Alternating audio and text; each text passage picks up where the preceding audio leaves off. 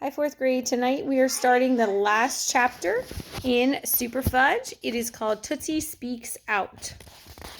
One morning in May, Fudge woke me up. "Hurry up," he said. "You're going to be late for school." "Go away," I mumbled. But he pulled off my blanket and shook me. "You're really going to be late for school." I looked at my clock radio. 10 after 8. How come my alarm didn't go off? I wondered as I jumped out of bed. I raced into the bathroom, splashed cold water on my face, threw on some clothes, and headed downstairs. It was quiet in the kitchen. "Where is everyone?" I asked. "Ha ha," Fudge sang, jumping up and down. "Ha ha, it's Saturday. I fooled you, didn't I?" "You little..." But he was out the back door and running before I could get my hands on him. I clunked back upstairs and got into my bed. "I'm going to kill that kid," I told myself. "I'm going to tear him to little pieces. I'm going to..." I tossed and turned, but there was no use. I couldn't get back to sleep. I heard Tootsie babbling. I got up and walked down the hall to her room. She was sitting up in her crib, flinging out toys one at a time. She stood up when she saw me and held out her arms. I lifted her out of her crib. "Yuck," I said. "You're smelly." I sat her down on the table and changed her diaper. "Yuck," I said again. The worst thing about babies is diapers. I cleaned her up and dumped plenty of baby powder on her backside. "Yuck," Tootsie said. "That's right," I told her. "Yuck." I carried her down to the kitchen, put her in her high chair, and gave her a bowl of dry cereal to nibble. Fudge peeked in the back door. As soon as he saw me, he took off again, but this time I chased him. When I caught him, I turned him upside down and tossed him over my shoulder and carried him back to the house.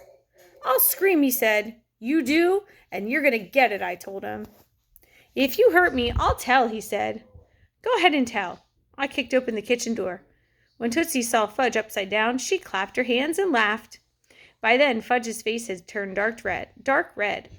"Put me down! Put me down!" Fudge cried. "Never," I said. "It was just a joke," he whined. "Can't you even take a joke?" "Some joke." Fudge kicked and hollered, "Put me down!" "Say please," I told him. "Please." "Please what?" I asked. "Please put me down." "Say you'll never wake me up on a Saturday morning again." "I'll never wake you up on a Saturday morning again." "Or a Sunday," I added. "Or a Sunday," he repeated. "Or a holiday," I said. "Or a holiday." "Tell me how sorry you are that you did that today," I said. "I'm sorry." "How sorry?" "Very sorry." "Very, very sorry?" I asked. "Yes, very, very, very, very sorry." I stood him up and watched the blood drain from his face and his color change from bright purple to flesh. "Ha ha," he said, wriggling back away from me. "I had my fingers crossed behind my back the whole time." "So ha ha, none of what I just said is true." He dashed out the back door again. I shook my head.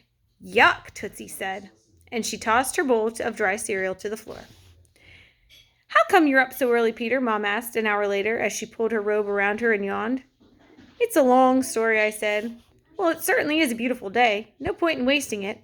She poured a cup of milk for Tootsie. "Where's Fudgy?" "Outside with Turtle," I said. "He's such an early bird," Mom said. "The early bird catches the worm." Mom nodded and made herself a cup of coffee. I went over to Alex's house. "Let's do something exciting today," I said. "Like what?" Alex said. "That's the problem. I don't know." "We could dig worms for Mrs. Moldor," Alex suggested. "No, it's too early for worms.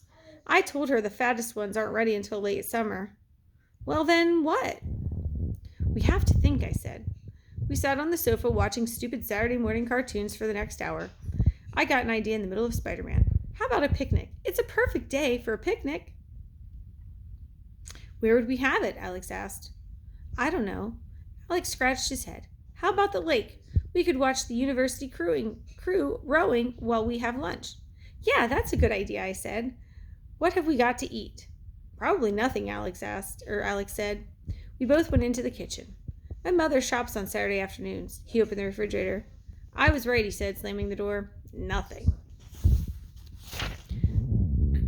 "My father shops on Fridays," I said. "Let's go see what we have at my house."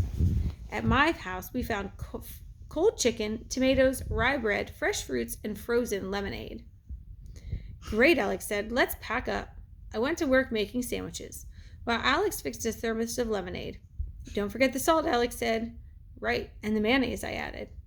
You can't bring mayonnaise on a picnic, Alex said. Why not? It's too gooey, and besides, it can make you sick. Says who? My mother once got food poisoning from eating potato salad on a camping trip, Alex said. But we're not taking potato salad.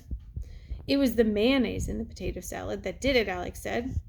We're not going camping, I argued. We're just going to the lake. I don't want any mayonnaise on my food, Alex said. None. Okay, fine, I told him, and I spread mayonnaise on my 2 pieces of bread. And don't forget the salt. I took the salt shaker out of the lunch bag, held it up, and just to make my point, sprinkled some of it into Alex's head. Very funny, he said, shaking it off. The screen door slammed. It was Fudge and Turtle. Turtle dove into his water dish and started slurping. Fudge looked around. What are you doing? What does it look like we're doing, I said. Making lunch, Fudge said. That's right, we're going on a picnic. We are? Fudge asked. Not we, I told him. Us, me, and Alex. Where are you going for the picnic? The lake. I'll come too. Oh, no, you won't, I said. Why not, he asked. Because you're not invited. That's why. But I like picnics, and I like the lake. Too bad. And I said I was sorry, remember? Yeah, I said. And you also told me you had your fingers crossed behind your back. So everything you said was a lie. That was a joke, Fudge said. I didn't really have them crossed. You know what happens to kids who lie? I asked. No, what? You'll find out. I shoved him out of the way.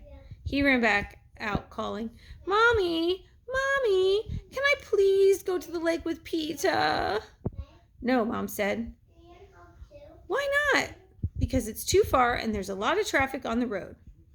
Fudge stomped his feet and yelled, I want to go to the lake. I want to go on a picnic too. When he saw us come outside with our lunch bags, he raced toward me and attached himself to my leg. Take me, take me, take me, he begged. Get lost, I said, kicking my leg free. Call Daniel. Count ladybugs. Do something. Fudge covered his ears with his hands, opened his mouth, and screamed. He's going to wind up with a sore throat, Alex said. Come on, I said. Let's get out of here. We hopped on our bikes, coasted down the driveway. Fudge picked up a couple of rocks and hurled them at us, but he missed. We still could hear him screaming 2 blocks away.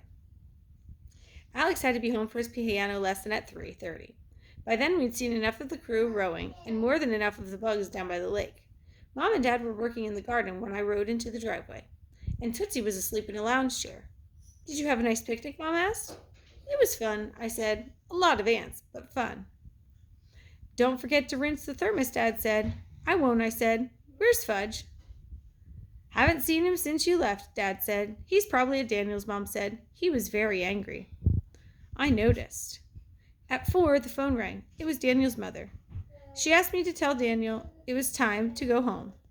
He's not here, I said. Then where is he, she asked. I don't know, I said. Wait a minute. I put down the phone, went to the back door and called. It's Mrs. Mannheim. She's looking for Daniel. Mom ran into the house, wiping her hands on her jeans. She picked up the phone. Mrs. Mannheim, we thought Fudge was at your house. No, not since 11:30 or so? You found what? Oh, no. You don't suppose. Yes, of course. Right away. She hung up the phone. What is it, Dad asked.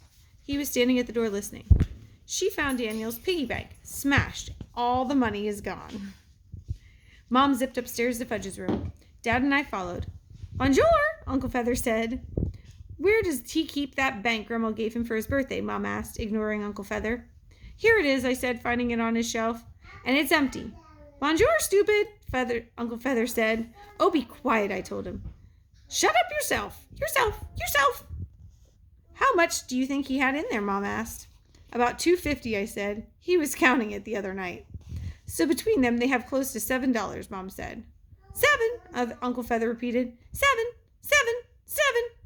They can't get far on $7, I said. Peter, please, Mom said. A few minutes later, Mrs. Mannheim pulled up in a red sports car.